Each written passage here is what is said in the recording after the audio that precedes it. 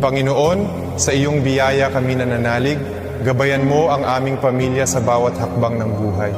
Bigyan mo kami ng lakas at liwanag upang patuloy kaming magalak sa iyong pag-ibig.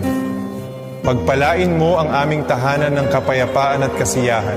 Lahat ng miyembro ng pamilya, mula sa mga anak hanggang sa matatanda, ay iyong protektahan at ingatan.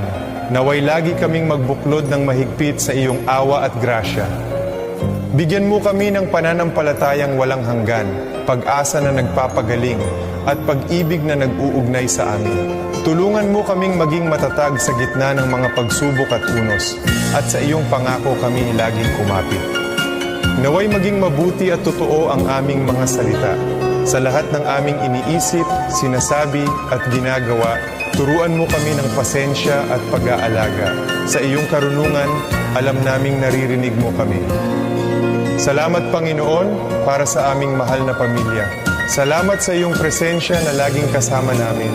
Gabayan mo kami, yakapin at pag-isahin upang sa iyong mga kamay ay matatagpuan namin ang aming kaluluwa. Amen.